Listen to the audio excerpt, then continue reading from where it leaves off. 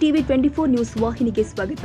ಸ್ವಾತಂತ್ರ್ಯ ಯೋಧರ ಕಲ್ಯಾಣ ನಿಧಿಯನ್ನ 50 ಲಕ್ಷ ಹೂಡಿಕೆ ಮಾಡಿ ಕೋಟ್ಯಾಂತರ ರೂಪಾಯಿ ಕೊಳ್ಳೆ ಹೊಡೆದಿರುವ ತಾಯಿ ಸೋನಿಯಾ ಗಾಂಧಿ ಮಗ ರಾಹುಲ್ ಗಾಂಧಿಗೆ ಇಡಿ ತನಿಖಾ ಸಂಸ್ಥೆ ಚೀಮಾರಿ ಹಾಕಿದೆ ಎಂದು ಬಿಜೆಪಿ ಮುಖಂಡ ಮಹಂತೇಶ್ ವಕುಂದ ಹೇಳಿದರು. ಬೆಳಗಾವಿಯಲ್ಲಿ ಮಾತನಾಡಿದರು. ತಾಯಿ ಮಗನಿಗೆ ನೈತಿಕವಾಗಿ ಸಂವಿಧಾನದ ಮೇಲೆ ಗೌರವ ಇದ್ರೆ ತಮ್ಮ ಸ್ಥಾನಕ್ಕೆ ರಾಜೀನಾಮೆ ನೀಡಿ ಎಂದು ಒತ್ತಾಯಿಸಿದರು.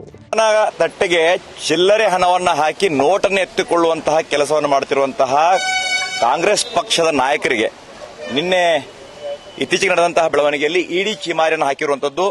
ನ್ಯಾಷನಲ್ ಹೆರಾಲ್ಡ್ ಕೇಸ್ನಲ್ಲಿ ಯಾವ 751 ಕೋಟಿಗೂ ಅಧಿಕ ದೊಡ್ಡ ಹಗರಣವನ್ನ ತಾಯಿ ಮಗ ಸೇರ್ ಮಾಡಿದ್ದಾರೆ. ಇವತ್ತು ಅದೇ ಕೇಸಲ್ಲಿ ಅವರು ಆರೋಪಿ ನಂಬರ್ 1 ಹಾಗೂ ಆರೋಪಿ ನಂಬರ್ 2 ಅವರ ಮೇಲೆ ಆದಂತಹ ಈ ಚಾರ್ಜ್ ಶೀಟ್ ಫೈಲ್ನಲ್ಲಿ ಇದಾಗಲೇ ಬಹುದೊಡ್ಡ ಆರೋಪ ಕೇಳಿ ಬಂದಿರುವಂತದ್ದು. ಕೇವಲ 50 ಲಕ್ಷ ರೂಪಾಯಿಗಳನ್ನ ಹೂಡಿ 750 ಕೋಟಿಗೂ ಅಧಿಕ ಹಣವನ್ನ ಸ್ವಾತಂತ್ರ್ಯ ಯೋಧರ ಕಲ್ಯಾಣಕ್ಕಾಗಿ ಮೀಸಲಿಟ್ಟಂತದ್ದನ್ನ ಗುಳುಂ ಮಾಡುವಂತಹ ಒಂದು ಬಹುದೊಡ್ಡ ಕಾಂಡವನ್ನ ಈಗೇನು ಕಾಂಗ್ರೆಸ್ ಪಕ್ಷದ ನಾಯಕರು ಮಾಡಿದ್ದಾರೆ.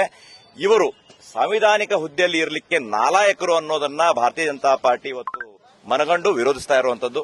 ಅವರು ಮೊಟ್ಟ ಮೊದಲನೇದಾಗಿ ಅವರ ಸ್ಥಾನಗಳಿಗೆ ಸಾಂವಿಧಾನಿಕ ಹುದ್ದೆಗೆ ರಾಜೀನಾಮೆ ಕೊಡಬೇಕು. ಆರೋಪ ಮುಕ್ತರಾಗಿ ಅವರು ಹೊರಗೆ ಬಂದ ಮೇಲೆ ಆ ಸಾಂವಿಧಾನಿಕ ಹುದ್ದೆಯಲ್ಲಿ ಮುಂದುವರಿಯುವಂತಹ ಪ್ರಯತ್ನವನ್ನು ಮಾಡಬಹುದು.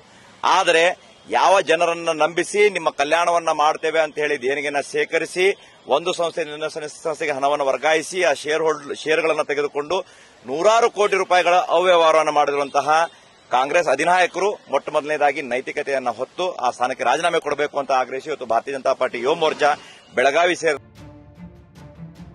ಕನ್ನಡಿಗರ ಮೆಚ್ಚಿನ ನಿಮ್ಮ ಟಿವಿ 24 ಕನ್ನಡ ನ್ಯೂಸ್ ವಾಹಿನಿ ಇದೀಗ ಟಿವಿಯಲ್ಲಿ ಲಭ್ಯ.